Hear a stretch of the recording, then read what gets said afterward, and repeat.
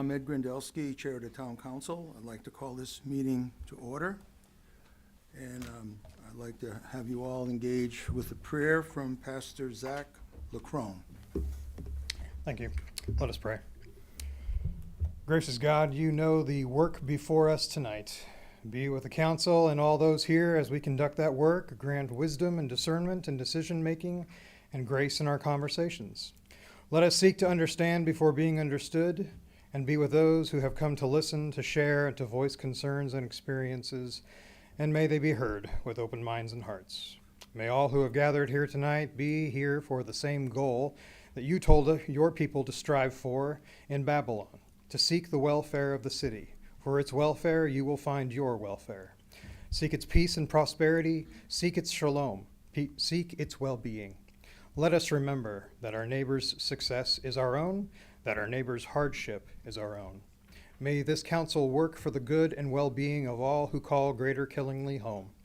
We thank you for them, for their families, and the time that they spend doing this work. Bless us all now and provide for us, and may the work that they do, the words that they speak, and the reflections of this community be what we strive for. In all your names we pray. Amen. Please stand and join me in the Pledge of Allegiance to the flag. I pledge allegiance to the flag of the United States of America and to the republic for which it stands, one nation, under God, indivisible, with liberty and justice for all.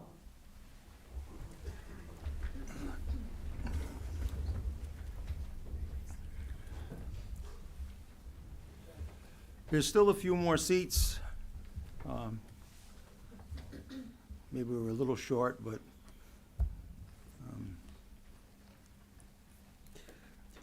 for roll call purposes, all councils are present. John LaBelle is joining us by phone. I don't know if he hasn't. Not yet. He's, No.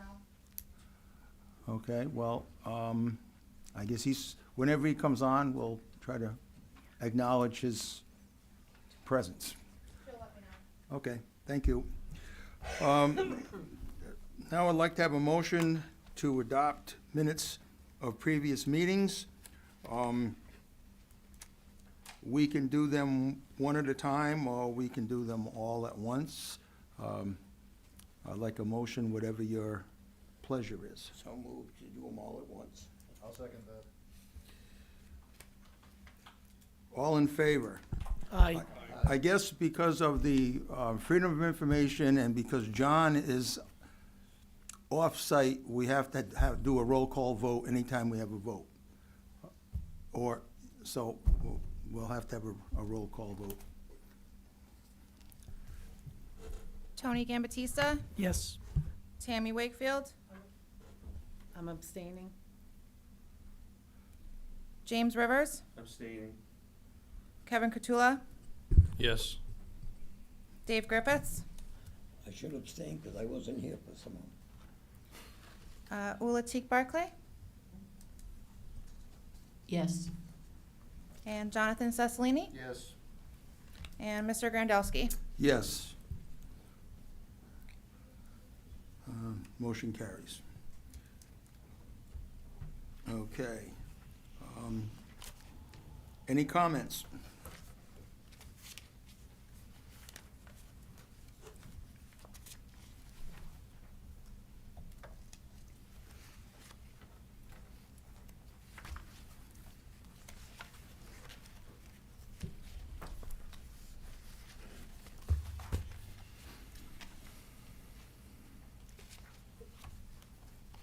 Mr. Grandelski, Yes, John LaBelle is now on. okay. Thank you. John LaBelle speaking. Very good, John. Appreciate you joining us. You're welcome. Thank you. Okay, any comments on the minutes of previous meetings? No. All in favor of accepting the minutes of the previous meetings, and we'll have a roll call vote.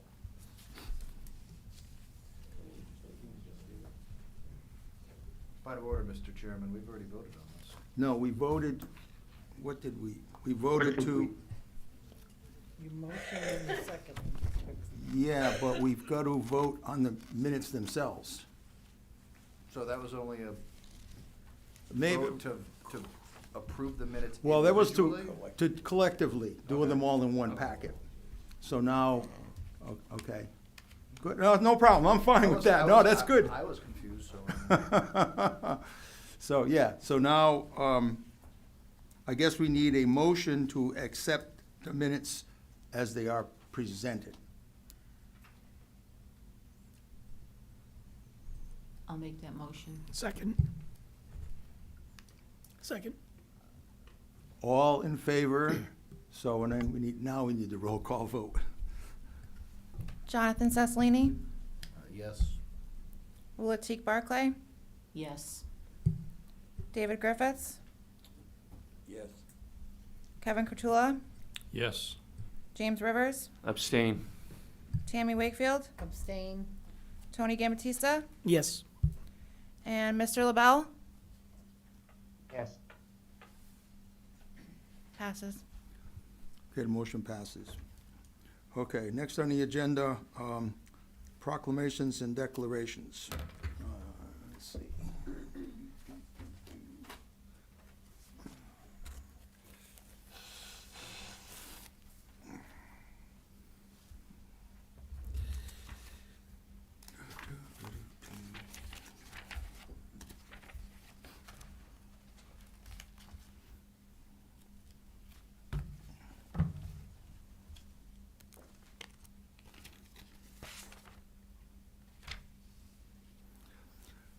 I have a proclamation in the honor of Vance Carter for his dedicated service as a member of the Board of Recreation, 2022 to 2025, presented this 13th day of January, 2026, by the Killenly Town Council. But John Vance passed away a few weeks ago unexpectedly, and he enjoyed being on the Recreation, the Board of Recreation. I used to see him running around, he'd go past my house, so I said, well, he's getting his recreation all about town. He didn't just rely on the particular facilities that we had, so he is being missed. Thank you, Vance. Yes, Can I say a few words as well? sure. Yeah, that's his wife's Oh, I'm here. the Jones here. Oh, Yeah. oh, Yeah, I thought, oh. You can go to the podium, there, there's a microphone there, okay?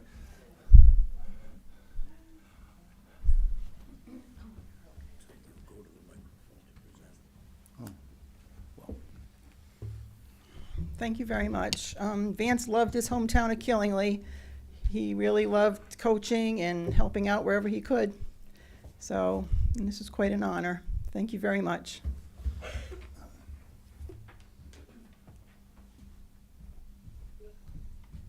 didn't know you were here, so give this plaque to you. Thank you. Oh, sure.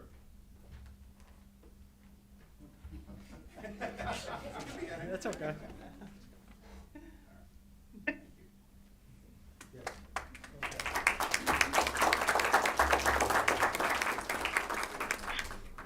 Good evening, everyone. My name's Tommy DeRozier. I'm the Recreation Supervisor for Killenly Parks and Recreation. Bucky Lobush apologizes he could not make it tonight, but I'm very grateful to speak for Vance. So, for anyone that ever knew Vance Carter, they saw a wonderful human being, loving husband, father and grandfather, a true family man. He was so proud to be that. But maybe not everyone knows how much he loved his community of Killenly, where he lived all his life. He loved Killenly.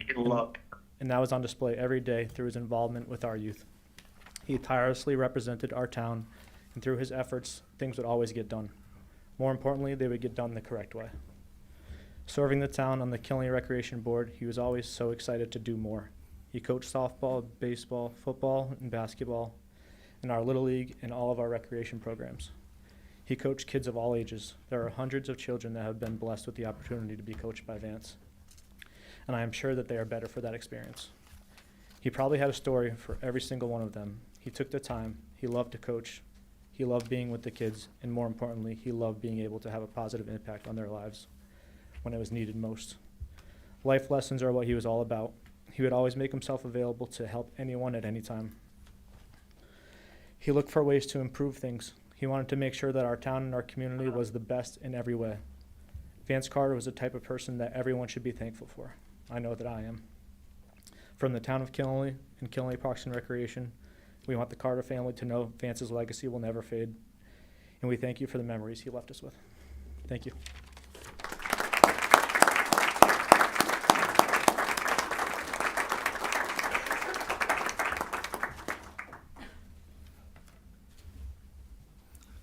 Next on the agenda is a proclamation honoring the Killenly High School football team. Whereas the Town Council of the Town of Killenly proudly recognizes achievements and reflects excellence, dedication, teamwork, and community spirit. And whereas under the leadership of head coach Chad Neal, the Killenly High School football team has...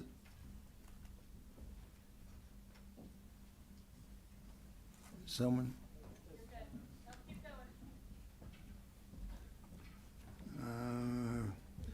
I guess we'll start all over again. Whereas the Town Council of the Town of Killenly proudly recognizes achievements that reflect excellence, dedication, teamwork, and community spirit. And whereas under the leadership of head coach Chad Neal, the Killenly High School football team has established itself as one of Connecticut's most successful high school football programs.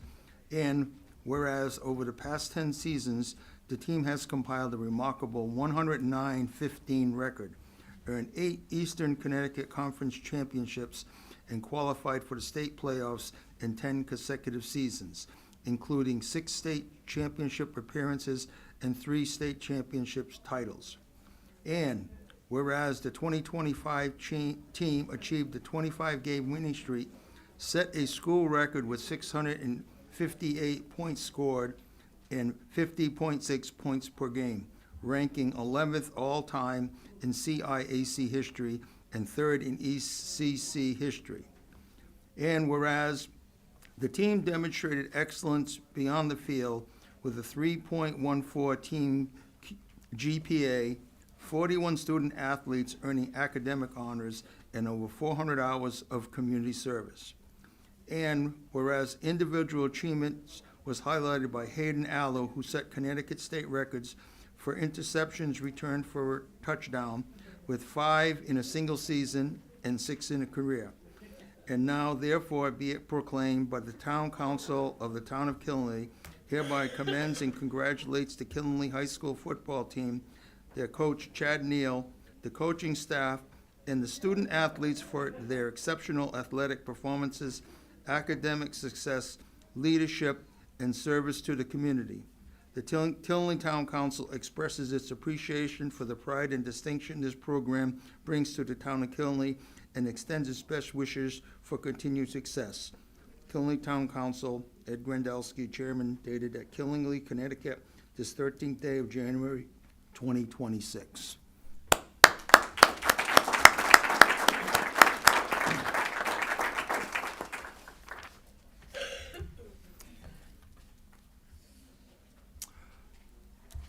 Next on the agenda, item 7, unfinished business for town meeting action, none. Now, I guess what most of the people are here for are citizen statements and petitions, and I'll read the rules. Pursuant to the Town Council's Rules of Procedure, Article 4, Section 2, all presentations by citizens shall be limited to an aggregate of 45 minutes, and each citizen's presentation shall not exceed 5 minutes unless otherwise indicated by a majority vote of the Town Council. Public comment can be made in person or submitted by 2 p.m. the day of the meeting via email at publiccomment@killenlyct.gov, mailed to the Town of Killenly Town Manager's Office, 172 Main Street, Killenly, 06239, or put in the drop box on the side of Town Hall. Public comments will be posted on the town's website, www.killenly.org. Anyone wants to come up to the podium, you're welcome. I appreciate people coming out.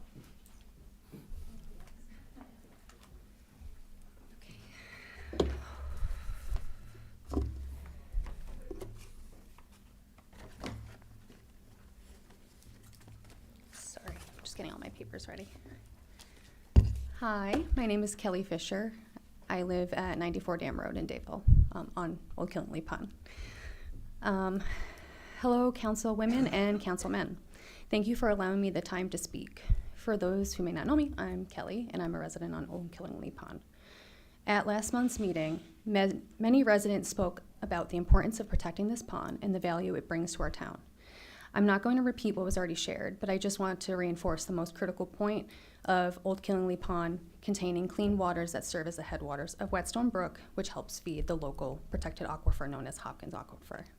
That aquifer provides drinking water to thousands of residents, and I would like to focus on the history of the seepage. Many of you may have heard the recent announcement that the private company has no plans to repair the dam or investigate the cause of the seepage, and instead intends to remove the point where the pond is currently draining. This is troubling, especially when viewed alongside documented history of the seepage that ultimately led to the draining of the pond. In 2014, obviously you can't read it, but I'm just going to reference it. It shows that the private company was ordered to, quote, investigate the cause of the seepage at the downstream toe of the dam and to design modifications as necessary. The investigation of the seepage was never completed, and the seepage was monitored. I want that word to stick. In 2017, there's a response to that 2014 order. There was a list of problems. So in 2017, DEEP responds to the 2014 order. The word seepage is not mentioned one time in here, nor is the investigation completed. Once again, monitored. Further inspection reports in 2019 and 2023 both note minor seepage at the downstream toe of the dam. They describe it as not detrimental to the structure and state that it remained unchanged since 2007, nearly, at that point, a decade. Recommendation, once again, monitor. On September 15th this year, 2025, a call was made complaining about low water levels, an unusual complaint as the pond typically experiences low levels at the end of the summer and the beginning of fall and is bursting to the brim by spring. Seepage was again observed as expected since it's been present for 2 decades now. Engineers later acknowledged computational errors that had significantly overestimated that seepage, leading to, once again, monitoring. Then, on October 24th, 2025, a Friday, fresh sediment was observed in the seepage. I have that. And by October 26th, 2 days later, on a random Sunday, the pond begins to drain without notification. To summarize, the seepage was documented and monitored for nearly 2 decades. It was never shown to be detrimental to the dam structure. The cause was never fully investigated, despite being ordered. And yet, this long-known condition has suddenly been treated as an emergency. Shortly thereafter, the private company, at that meeting with DEEP, stated that they would potentially not be a company within a year's time frame. That's problematic. The decision by the private company and the pending approval of DEEP that we're waiting on to walk away from their responsibility is deeply concerning. Had the investigation been completed as ordered more than a decade ago, and had all of those monitoring resulted in action, the near total draining of Old Killingley Pond might not be an issue today. I've reviewed every publicly available and requested document related to Old Killingley Pond. From the 1800s, the original deed, and to the most recent plans submitted last week. I've read every word. So I don't expect you to do the same, obviously. You don't have that time.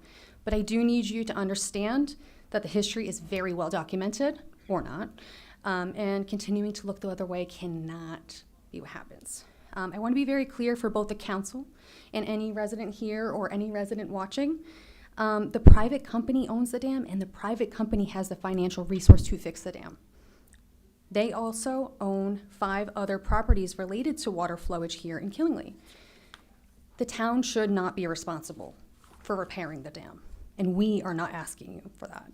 However, allowing a private company to avoid accountability will not stop at the loss of the second largest body of water in town, Old Killingley Pond. Just last week, during a discussion about recreation department positions, Cat Hollow Park was mentioned. The waters at Cat Hollow Park is formerly known as Whetstone Brook, and it originates at Old Killingley Pond and ends at the protected aquifer. If Old Killingley Pond is lost and other connected properties and reservoirs are lost as well, downstreams, including those at Cat Hollow, everything's potentially in jeopardy. I recognize that there are many other serious issues competing for your attention. What I'm asking urgently but respectfully is that you use your local influence to ensure that residents' voices are heard. Your voices matter, your connections matter. And I just want to take a moment to acknowledge that the Town Council has many important issues to address and that several of you have only been recently appointed and stepped into this role. We truly want to make this issue for you as clear and manageable as possible with the focus of solution.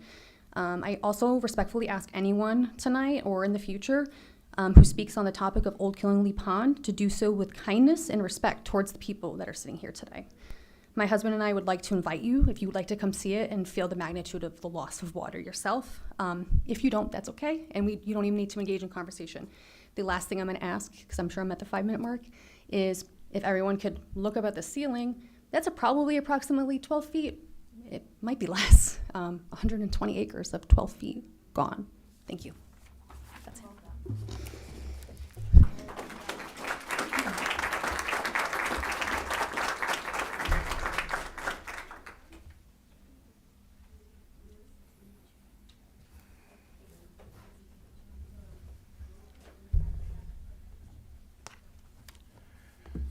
Good evening, Jean Lero from 156 Pond Road in Killingley.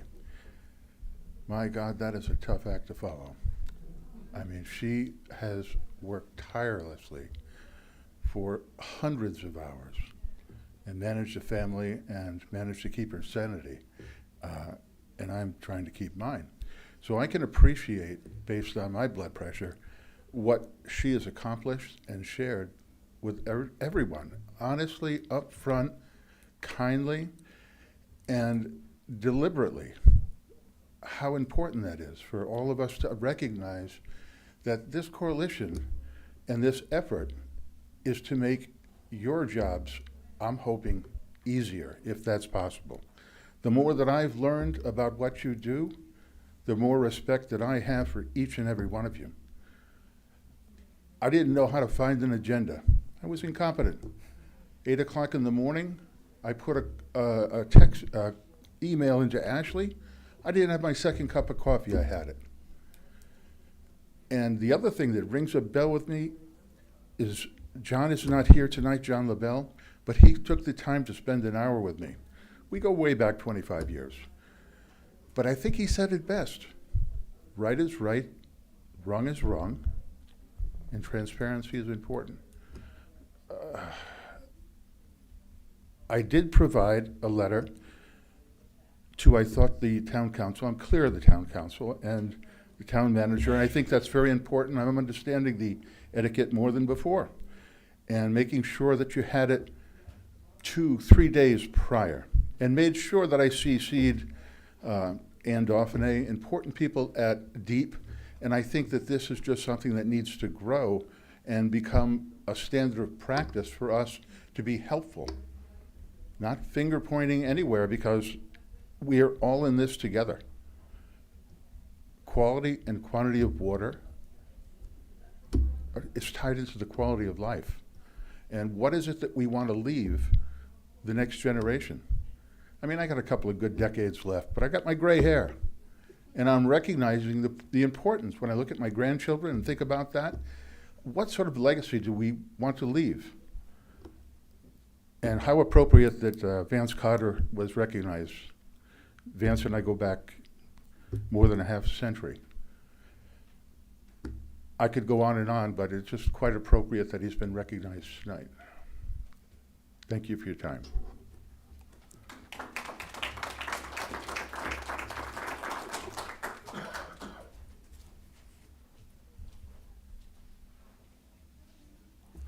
Hi, Ida Barris, 1123 North Road, East Killingley. I also have a piece of property at 299 Quinns Hill Road on Old Killingley Pond. You know, Kelly, what a great job you did. And we have with us tonight, and I hope that, Charlie, I'm not embarrassing you, but we have an expert on water and how important it is. So hopefully he might be able to say a few words after I do, if he's willing.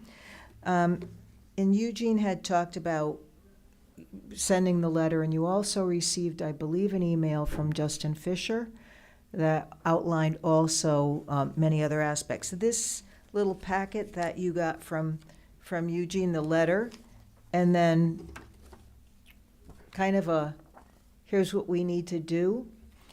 I hope you find it extremely helpful.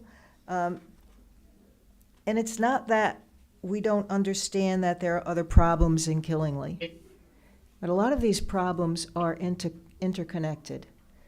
We have the water problems in Rogers. We have the sewer plant at capacity. We have all kinds of issues. Most of them are somehow connected. These problems are connected to clean water. And you might say, well, you know, this really isn't up to us. It's in DEEP's hands.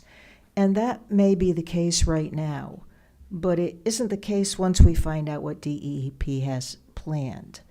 So as part of this Killingly Clean Water group, we'd like to do as much as we can to solve this problem, and to solve this problem with all of you.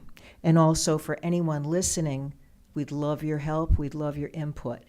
As I think, you know, we have all these different villages in Killingly, but as that pastor said, I said, wow, he stole my thunder, because he really said what needed to be said.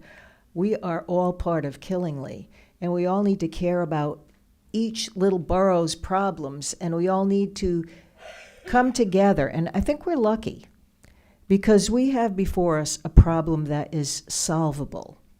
Not necessarily easily solvable, but looking at state resources and federal resources and DEEP resources and water company resources and all these groups that might, that have a vested interest, including those of us that are property owners at the pond, but also anybody that has enjoyed Old Killingly Pond. And it's not just the people of Killingly. We are a very unique body of water, a deep, clean, beautiful body of water that helps to provide clean drinking water and really good health for the community.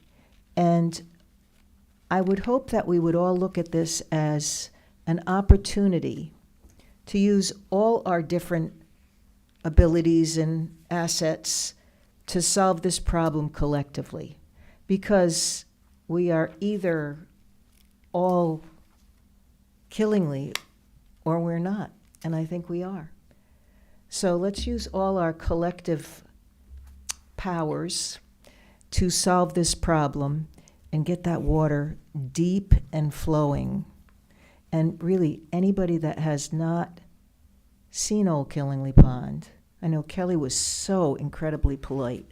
What I'm suggesting is you all go see it whether you want to or not, because I think it'd help you make your decisions. Thank you.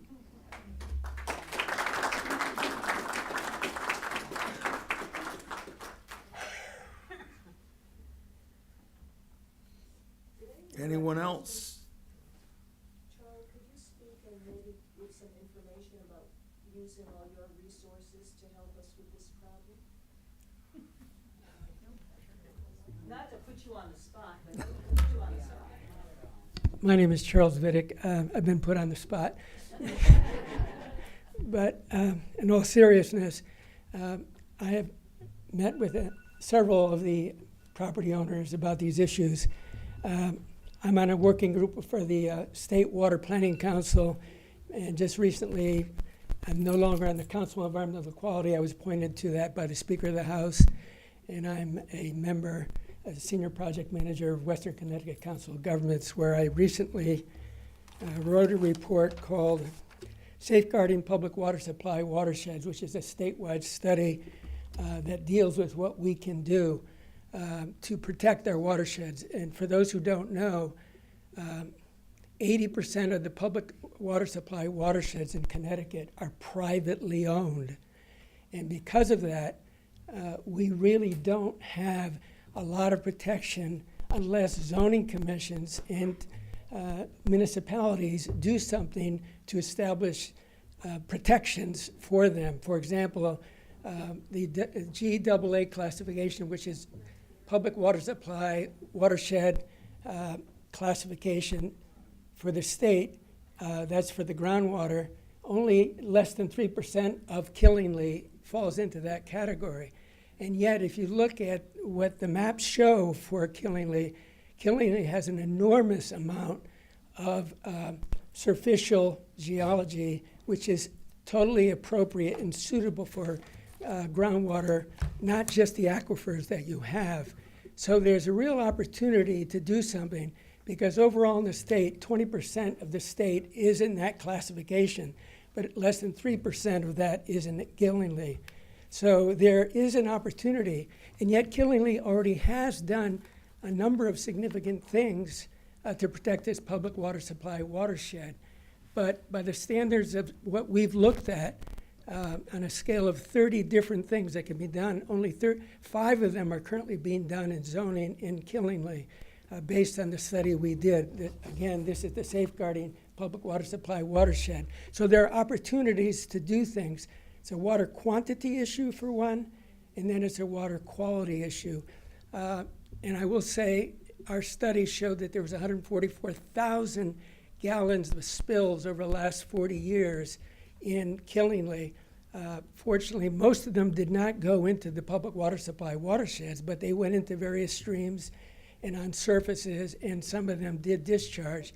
Now, that wasn't the worst in Connecticut, but it was at least something to remember, that without some kind of protections, we are always just this one day away, one bad spill away from losing our public water supplies. So this may be an example of something that could trigger looking at this issue more constructively, because oftentimes we don't look at water quantity or quality issues until we lost them, till we have a drought, till we have PFAS, till we have some other type of an exposure, which leads to enormous infrastructure costs for sewers or extending water lines in order to resolve them.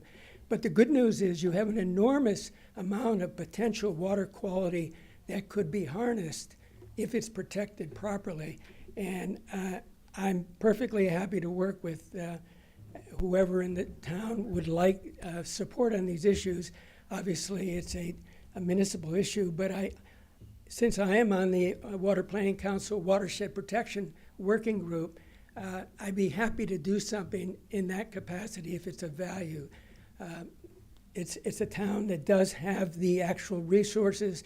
The difference is not that you are currently classified as GAA, which is the watershed standard for groundwater, but that's not because it can't be. It's just that it hasn't been done that way, and there aren't enough reviews done by deep staff to enable that, working with the municipality. So, and I think that from a long-term water planning perspective, that's important, because that book she just pulled up, which is H2O, The Thirst for Water at the University of Connecticut, 1881 to 2018, was a study of the crisis that the university has gone through over the last 100 years, building and then finding it needs water, building and then finding it needs water, rather than starting the other way around, looking for the water, planning for it, having it available in advance, and make sure it's protected. So anyway, this small issue has an opportunity to address some very important opportunities for water quality and quantity in Killingly. Thank you.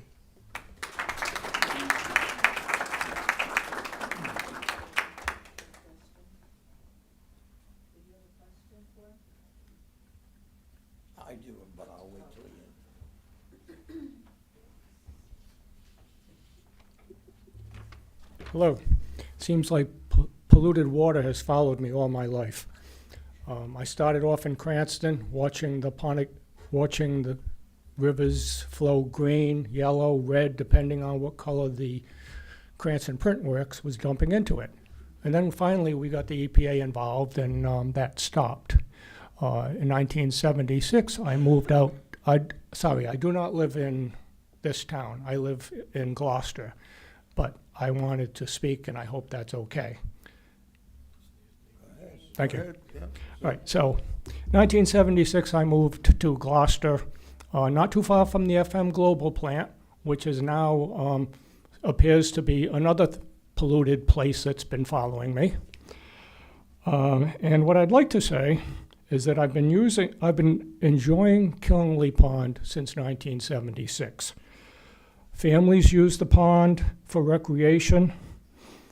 Hideaway Cove, no camping area, no longer has a pond to swim in, and so many of those people come to the Killingly Pond for a swim or fishing.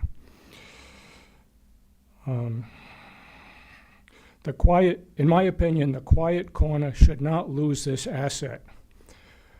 The permanent loss of this pond only benefits the dam owner. I think you should consider, I think we need to find a way to bring back the dam and bring back the water before we end up with blue-green algae in the pond. Thank you.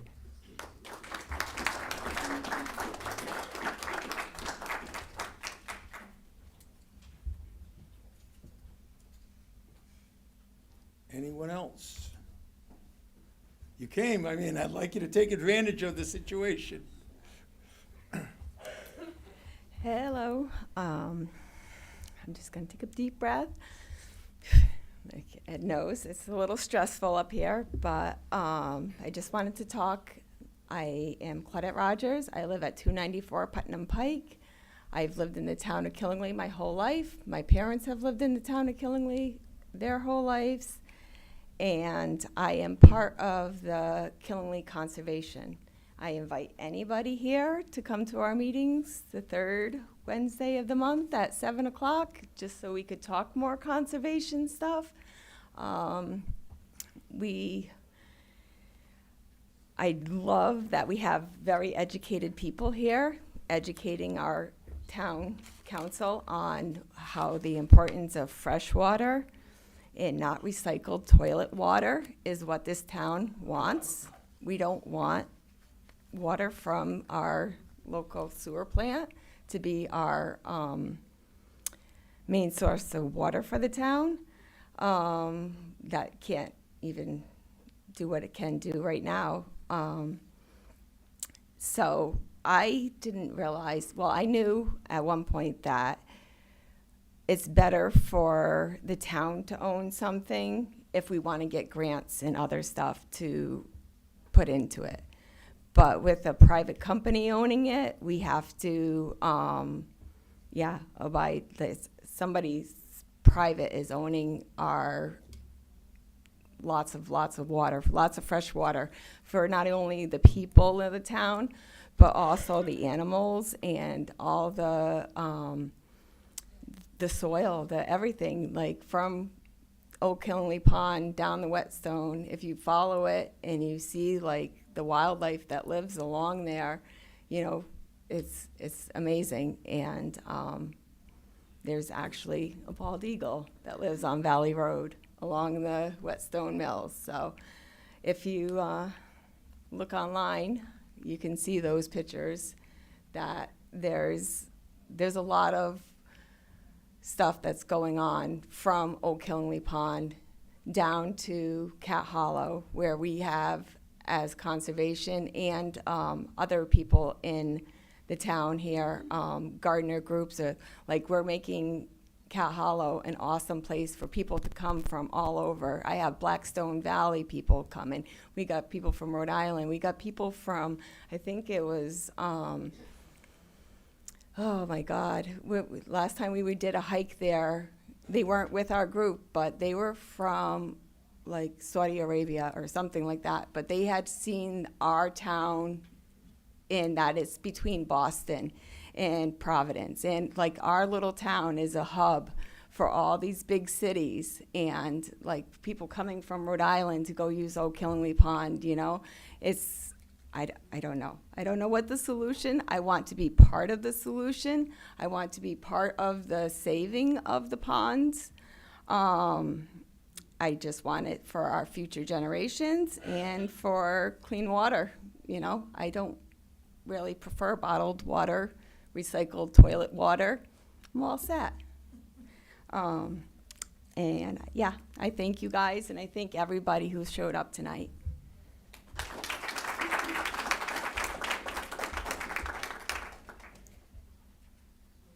Anyone else? You came, you made the trip. Come on, I'd like you to, at least state your name, and you don't have to say too much, but the more we get people on record as coming forward, that helps out the deliberations to DEP, EPA, or whoever else that we have to reach out to. Hi, Nick Tavernier, 80 Dam Road, Killingly, Connecticut. Just want to thank all you guys for all your time and effort on everything you do for the town. Thank you guys, everyone, Kelly, and everybody else that spoke about the water and everything else. I don't have much to say because it's already all been said on just how important this small area of Killingly is. I am a resident over there, but I've always been with that pond throughout my whole life with my family and my grandfather and whatnot. As far as anyone that's ever been to that area that hasn't been around this town always says how special this place is. It shouldn't be in Connecticut on how beautiful it is. And you get people from New Hampshire that shouldn't even be in this town and realize how special this place is. So it's not just this town, that sees how special this place is. And it goes from the water to the wildlife that I see every day that I wake up to. I see, the eagles on the lake. I see 50-plus-year-old turtles mating. It's not just the nature. I mean, if you think about humans too, how special humans are, and you go and take their lives, it's a very special place. So I just want to say thank you for you guys and you guys. So thanks.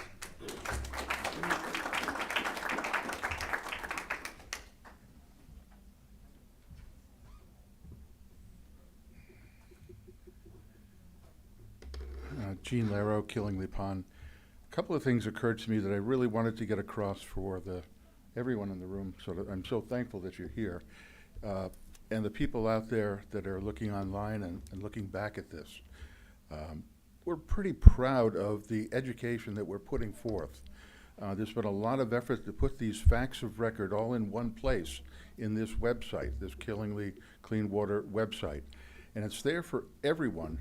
It's a free website. There's no spam involved in this, and it's a public service is really what it is, because it's complicated. And the more I learn about this, the more I recognize how complicated it can be. Our job is to simplify it.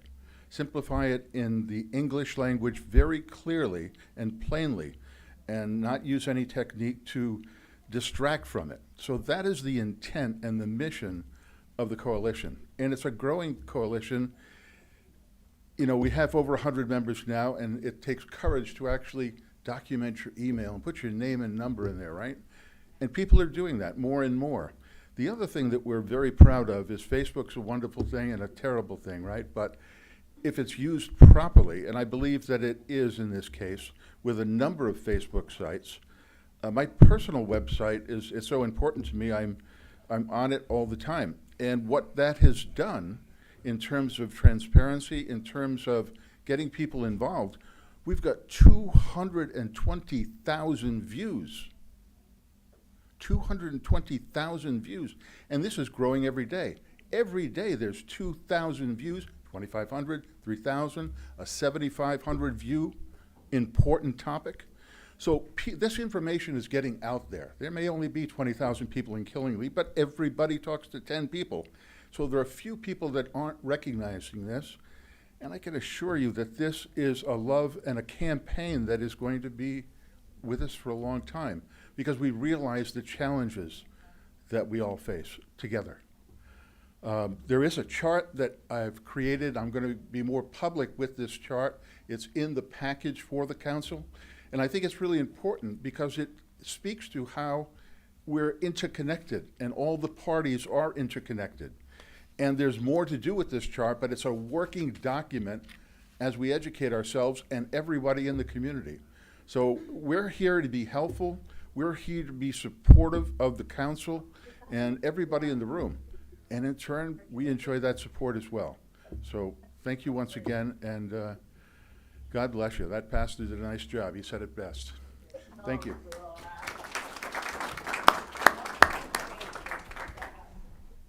I'm back. Ida Barris, 1123 North Road. Just one final thing.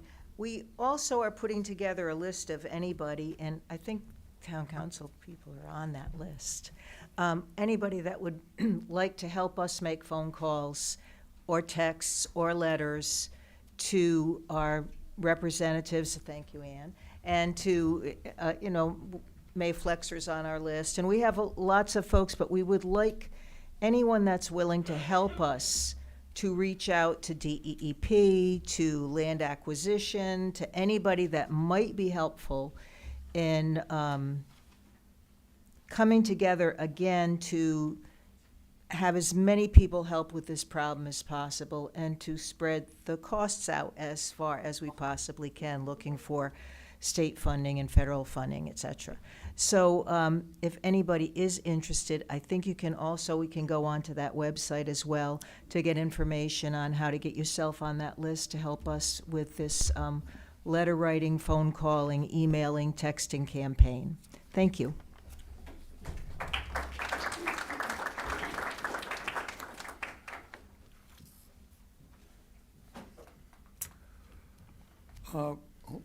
Good.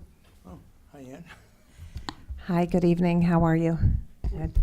Ann Dauphiné. I live at 204 Wright Road in Killingly. I've been here all my life, and I, full disclosure, I am the state representative for most of Killingly. I did want to share with you that I've had literally dozens of phone calls with regard to this issue, and I have spent a good amount of time with many of you. Just recently with Charles, who I'm getting quite an education on water and the impact that some of these things are doing to our water. But I think from a political perspective in my position, I think what I've learned is that oftentimes we look at things in the immediate, what's immediate, and immediately what's going on with the pond may not look like it's a problem, but after spending much time with some of the individuals that are much more educated than me, including Charles, this could really impact our whole entire town with regard to the quantity of water down the road.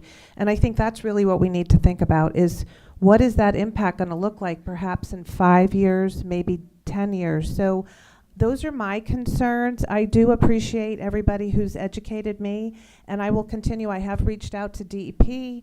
I'm looking forward to maybe having a meeting with some of us to come together to see what some of the solutions are.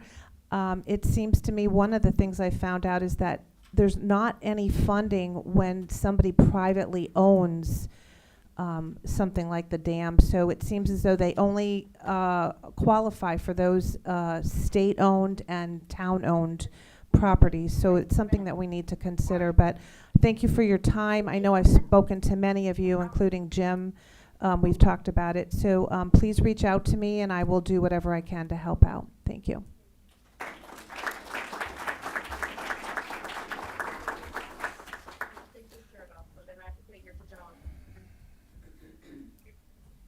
Hello, I am Sheila Slawski from 228 Yosemite Valley Road. Dam owner.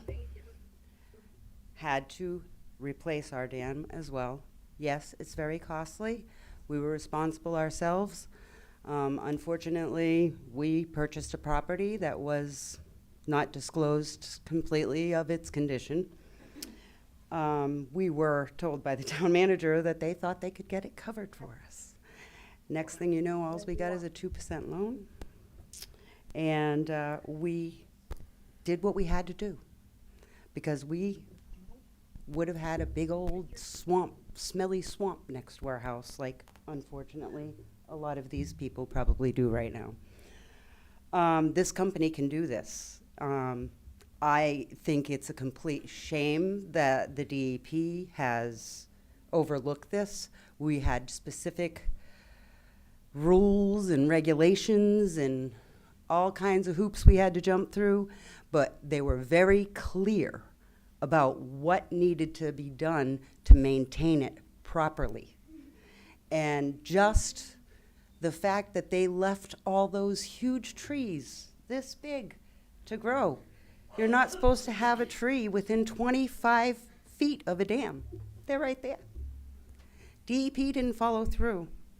We need to put the pressure on them, and whatever we all can do to come together with all of you, we're here.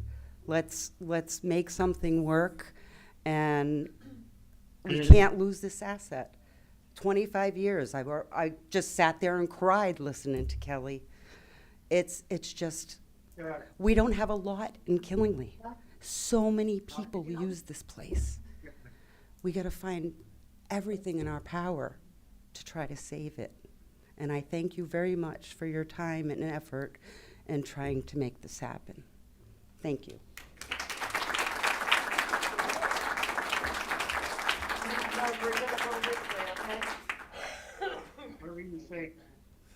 Brian, do we have a few other emails that are long. Can we make a list of these, and instead of reading it out, we could reference them to the DEP? Because that's what we'd probably be doing. I think that would be I mean, I can list the names who wrote something in, but to read the whole issue, what they were talking about. Okay. So what I will do, I will mention the names of the people that sent in an email. Justin Fisher sent an email on January 11th. There's a couple of pages. Carrie Demers, and with signed by Al Dufresne. He sent in, a lot of information, and that was dated January 11th. Let's see what else I have. Gene Laro, he's got another one on January 11th, and he was also made comment at the podium tonight.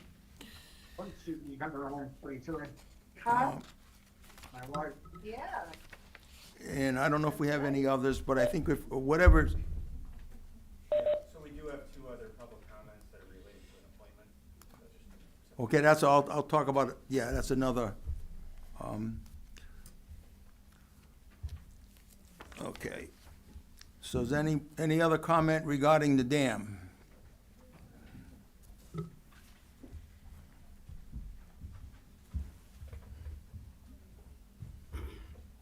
Dave Miziazik, Cutler Road.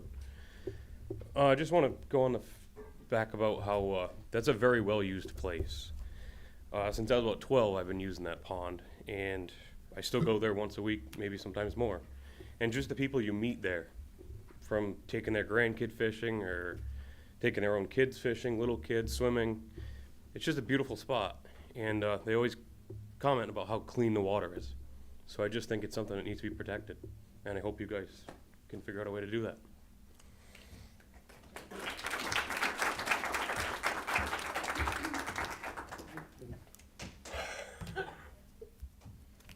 And I have two other public comment, and this is not related to the dam. This is regarding an appointment to a board and commission.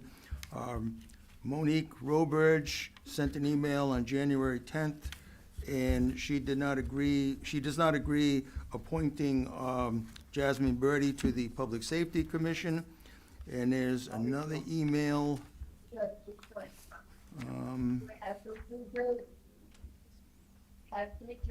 I don't know, I just see Drew, I don't know the last name, but that was sent on January 9th, and they did not agree with the appointment of Jasmine to the Public Safety Commission. And with that, we will close the comments, the public comment section. Do any councilors have any comments? Dave? I have just one. The book that you referenced on water quality, if it could be placed at the library so people could read it, I'd love to read it myself.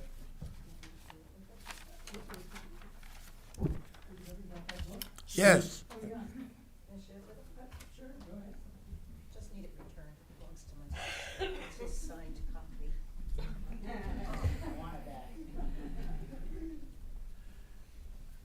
Just for I'm a 1970 graduate of UConn Natural Resource Management, so I am very interested. All I have. So as a kid, we used to go swimming at Old Killenly Pond. I drove by there the other day and, boy, you know, the memories that I had, those are gone with what is there right now. However, as the town, and it's because it's private ownership, we have to let DEP take its course. So dam safety was here, they were talking to us, but we have to not let them off the hook.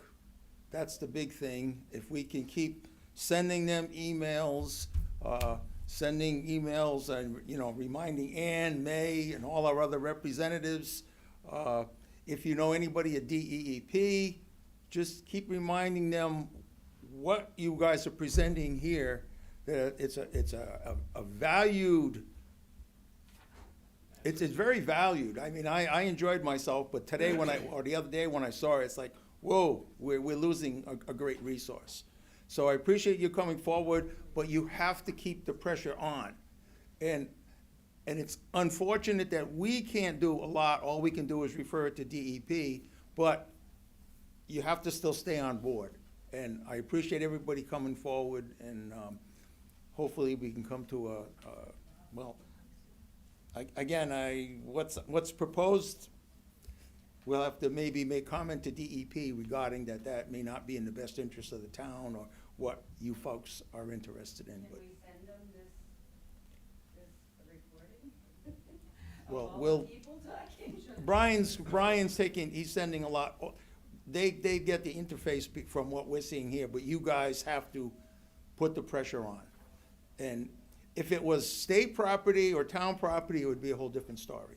So, but thank you for coming out. I guess we're gonna move our order of, I'd like to move.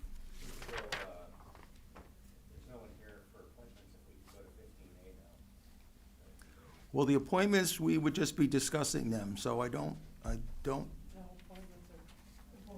Yeah, we just vote on that, so we can delay that later on.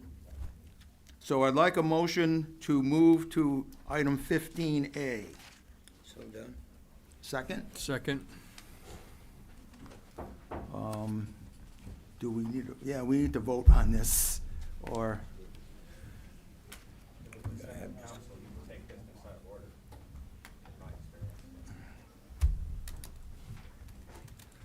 I guess we'll do a quick roll call vote.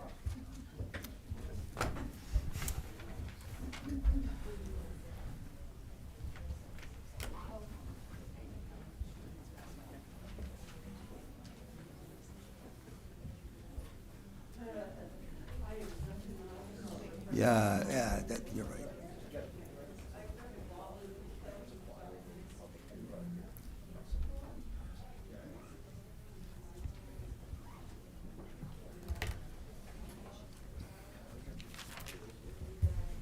That's what I was looking for. Good evening. It just rolled and hit me in the hand.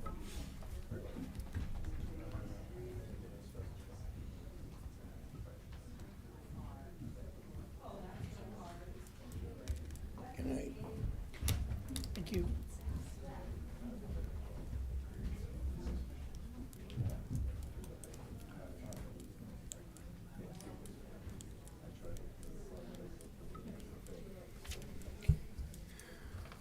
Okay, so where are we at? All set? We good? Sure. John LaBelle?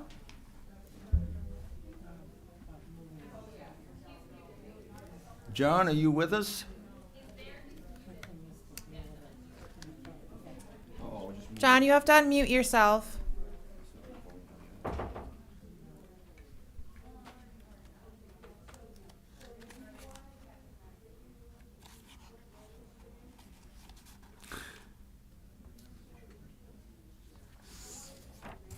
We'll come back to him. We'll go to everyone else. Tony Gamatista, Yes. Tammy Wakefield, Yes. James Rivers. Kevin Kuchula, Yes. David Griffiths, Yes. Ulatik Barclay, Yes. Jonathan Cecilini, Yes. John LaBelle,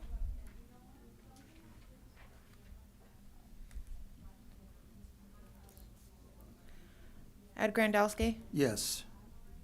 Motion carries. We will, okay, 15A.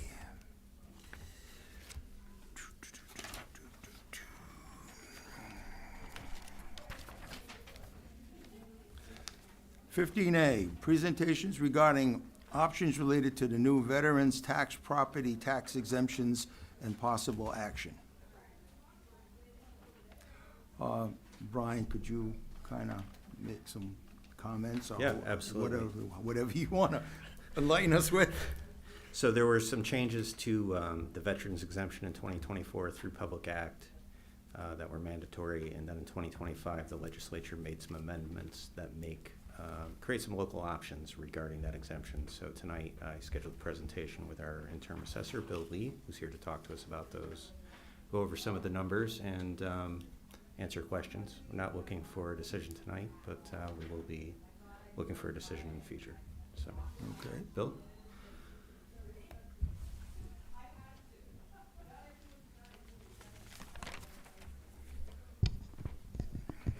Good evening. My name is Bill Lee. I'm the assessor for the city of Norwich, interim acting assessor for the town of Killingly. I believe all of you have what I'm about to say as a packet, because what I'm about to throw at you is a lot of information.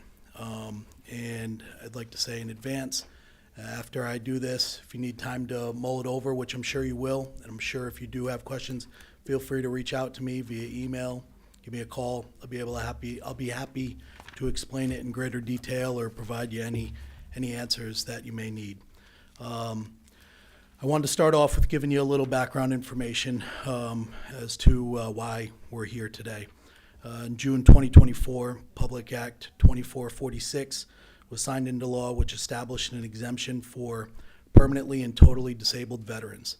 This exemption is for the entire assessed value of the structure only at their primary residence of a permanently and totally disabled veteran or their surviving spouse.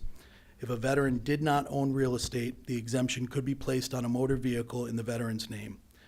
There were a few questions that arose from the original language used in the law. The percentage of disability needed was not addressed in the original law. The law stated that the veteran needed to be alive on the assessment date when this law went into effect on 10/1/24 to qualify. The language included a dwelling or a condominium, but did not address or amend the law that allowed them to receive an automobile home. After much work between the legislature and assessors throughout the state, the governor signed an emergency bill, Public Act 25-2, in early March 2025. This bill provided some clarity to Public Act 2446, specifically the need for the veteran to carry a 100% rating and be totally disabled through the Veterans Affairs. Since there was still necessary cleanup of the original bill, in June 2025, Public Act 25-168 was signed. This is the reason why I'm here speaking to you tonight. Public Act 25-168 allowed mobile homes to qualify for the exemption.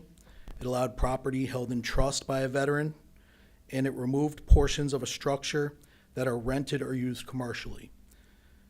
It required an application to be filed annually with the assessor's office, with residency documents needed, and an updated VA disability letter yearly.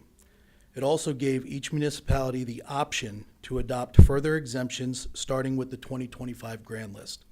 Those options are as follows. You can now allow up to 2 acres of land fully exempt, along with the structure. You can now allow the exemption to a surviving spouse for a veteran who died prior to 10/1/24. The new date can be determined by the municipality. Third option is to limit the exemption to the median assessed value, structure value, of residential real property in the municipality. Option 4 is to include veterans who are TDIU, or totally disabled based on individual unemployability, meaning that they do not have a disability rating of 100%, but have been deemed unemployable by the VA and are being paid at the 100% rating through the VA. Option 5 is to allow the exemption for a parent whose child was killed in action or a surviving spouse of a person who was killed in action while performing active military duty. So those are the 5 options available to each municipality in the state of Connecticut at this point. Below is a breakdown of what each option is and how it would impact the town of Killingly. So in Killingly, on October 1st of 2025 assessment date, we had 41 veterans who qualified by the current language of the law. Those veterans were mailed applications and instructions on how to complete the application process. We have 39 veterans who own real estate and 2 who will be receiving it on their motor vehicle. The total assessed value that will be exempt currently is $7,212,530. Using last year's mill rate, that equates to $154,709 in lost taxes. If you were to elect to add 2 acres of land to the exemption, an additional $1,399,180 in assessed value would be taken off the grand list. That equates to, using last year's mill rate, $30,012 in taxes. If you were to elect to award surviving spouses, where the veteran died prior to 10/1/24, that would add 3 people that we are currently aware of. The assessed value attributed to the real estate structures would be $468,280 in assessed value. Using last year's mill rate would equate to $10,045 in taxes. Adding the 2 acres to those surviving spouses would increase the exempt amount $129,770 and would cost $202,784 in taxes. If you were to elect to cap the exemption at the current single-family structure median value, that would cap the exemption at $148,300. There are 24 of the 39 properties that currently have an assessed value over the cap. The amount exempt from real estate with the cap implemented would be $5,442,680. After adding the 2 motor vehicles that we're going to exempt on this current grand list, we would have a total exemption of $5,474,000, resulting in a tax revenue loss of $117,417. If you elected to expand the exemption to TDIU individuals, this would add 5 people as of today. It would exempt an additional $693,000 and $693,070 or $14,866 in taxes. Adding the 2 acres of land to those 5 people would increase the exemption $143,170 and another $3,071 in taxes. For option number 5, I am currently unaware of the number of possible families that would be impacted by extending the exemption to parents or spouses that have had an active duty military member killed in action. If all of the local options, not including the exemption cap, were enacted, the town would lose $215,487,000 in taxes this year. It's important to know that none of the exemptions, either state mandated or these local options in front of you, are reimbursed by the state of Connecticut. I think it's equally important to keep in mind that these numbers discussed tonight will only grow because exemptions can be passed down to surviving spouses that do not remarry. For comparison's sake, on the 2024 grand list, Killingly had 30 residents eligible for exemption. 1 year later, Killingly now has 41. The tax lost last year was $107,738 compared to the potential loss this year of $154,709. And that's not factoring a mill rate change. So again, just threw a lot at you. If you have any questions tonight, be glad to field them. If not, feel free to reach out. I can explain anything. I will state for the record that I am a veteran, and Sure. I am receiving 10% disability for an operation. What is 100% disabled mean in dollars that they already get? So the old exemptions were tiered. Prior to 10/1/24 and this new law that came into effect, there was 4 different tiers. Okay. So it was 1 to 25% received a certain dollar amount, 26 to 50, 50 to 75, and then 75 plus received. So the 75 plus prior to 10/1/24 gets $5,250 off their assessed value. Using Killingly's mill rate, that's roughly, doing quick math here, $170 off their tax bill. So you can see that this law took that max exemption of $170 and has taken it, for some people, it ranges in the thousands of dollars now, $3,000-4,000 off their tax bill currently. What? That wasn't quite, maybe I didn't ask the question right. Sure. At 100%, what is the Veterans Administration paying the veterans? I don't know. I don't know. I'm not even going to speculate. It might depend on the individual veteran, but yeah. But I just want people to understand that the veterans had been taken care of by the amount of money that they're getting to a certain degree. Another thing people don't know is, I know of people who are 100% disabled through the VA and also hold a full-time job. So once they retire, they will still be considered 100% disabled. Mm-hmm. And people that may be 10% disabled go to the VA and try to increase their disability. I know of several people who constantly are going to the VA to increase their disability. What did Norwich do? Did they come to a decision? Norwich has not enacted any options yet. I actually haven't even given this presentation to the Norwich Council yet. With the council being recently elected, we were letting everybody get settled before this happens there as well.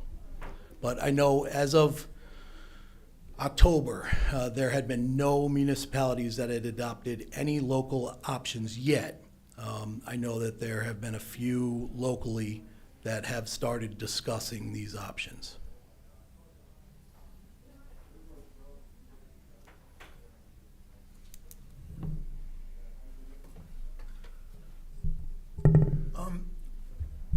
It's a little more than I can comprehend right now, but is there I don't know the right question to ask, really. Is there a total maximum exemption? Like if your property is $1 million, is that all the way out to that point? The way the law is currently written, yes. So, and there are examples of this where there's multi-million-dollar homes in different communities throughout the state that the way the law is currently written, the entire value of the structure, 10, 15, $20 million potentially, is 100% exempt the way this law is written currently. The towns have the option now, with this new legislation, to cap it at the median structure value in the town.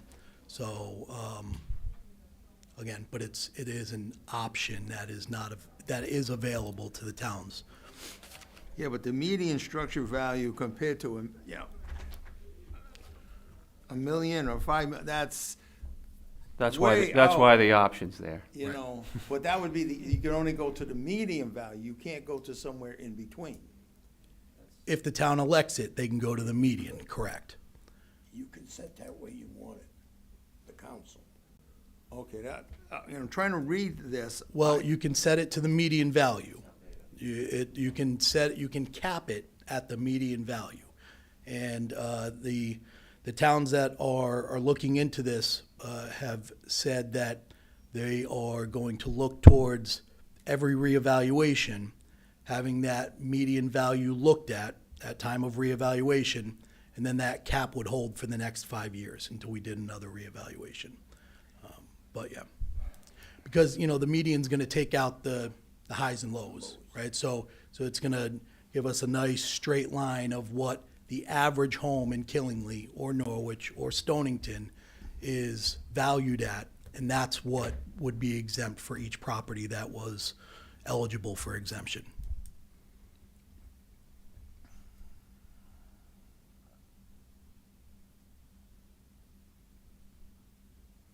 But it's more related to the structure and that it is, they're looking at land at 2 acres. I'm trying to up to 2 acres. There's a lot of options for each community. It's a menu. You can add and subtract, Mr. Chairman. This is a frustration by many of the leaders across the state of Connecticut. And I'm just gonna say, this is a very poorly written bill. Well-intended, but just no income. I think we're all just thinking it, saying it, and I've heard it from every leader at NECOG saying the same thing. But there's some options here, I think, where you can bring it up, you can bring it down. For myself personally, I like when somebody's deceased, I think there should be no, you give them whatever. If they lost their son or their daughter, they should get whatever this country can give them after that loss. But the $1 million home example is ridiculous. I was in the service 3 times, so I'm not a disabled veteran. But I have a lot of friends that carry various disabilities, and some of them are working full-time, or their disability may not prevent them from working. Some of them are pretty well off. They have an $80,000 military pension. They may have been an officer. They may have retired with full time in. So it's just not, it's not needs-based, and I think that's the flaw in it. There has to be some needs-based assessment here. We want to help our vets. I think that, spirit of it makes sense, but my God, it's not equitable, I guess, for the veterans themselves. Anyway, that's my 2 cents on it. I've heard a lot about it. This has been one of those legislative priorities we've heard every year at the Council of Governments since this thing, last couple of years, because it's such a huge impact to communities, from a taxation standpoint, and it just doesn't seem equitable. And I think that's the 2 things that are most disturbing about it. But there's some relief here. If we choose to take it, there is some relief.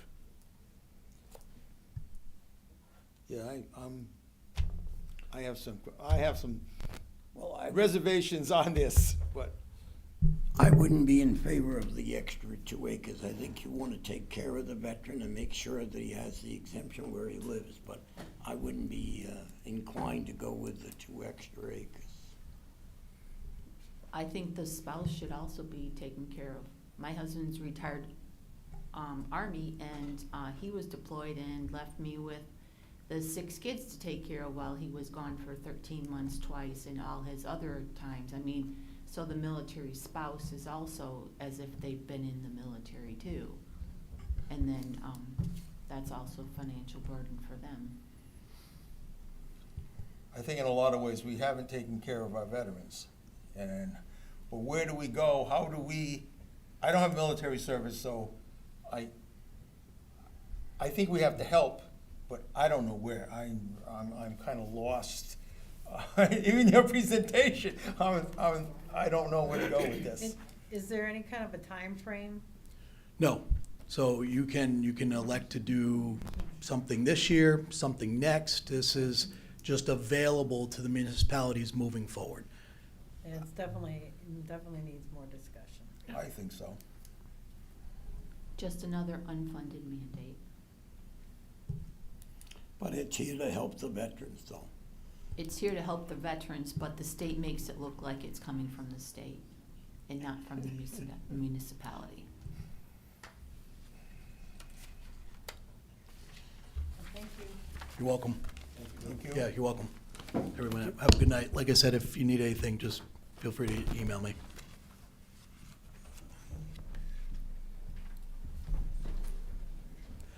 So, has any town actually gone through, except Putnam?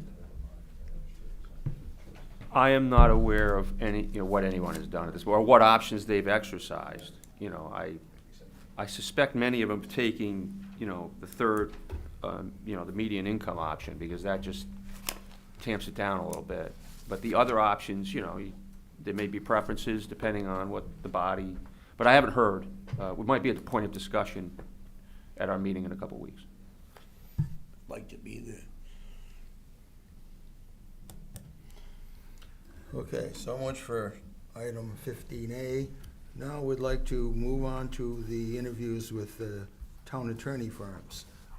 We're kind of off of a schedule.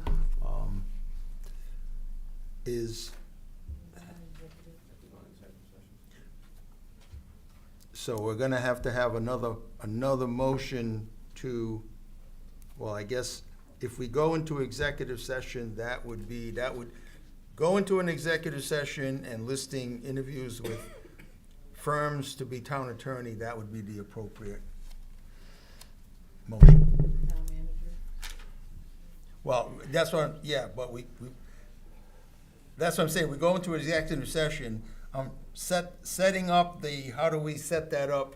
We would have the town manager and the attorney firms. One at a time. Right. So I need someone to make that motion. Mr. Chairman, would we need names from the town manager to identify who the executive session will be directed towards? Yeah, so the first interviews,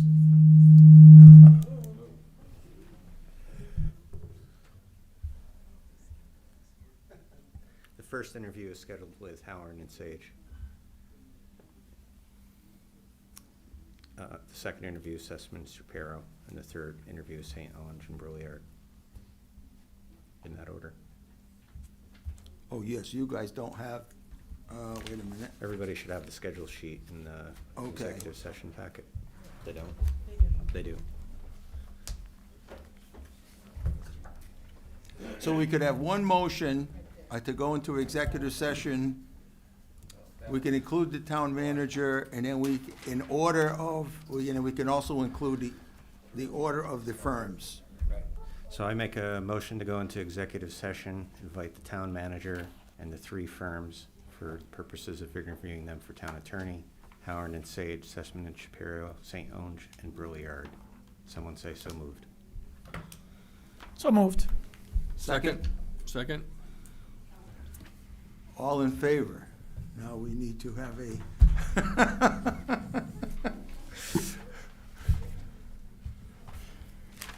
James Roll. Rivers. Oh, Yep. Yes.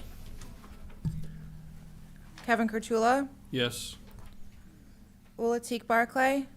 Yes. Jonathan Cessalini. Yes. David Griffiths. Yes. Tammy Wakefield. Yes. Tony Gambatista. Yes. John LaBelle. Okay. Ed Grandelsky. Yes. Motion carries.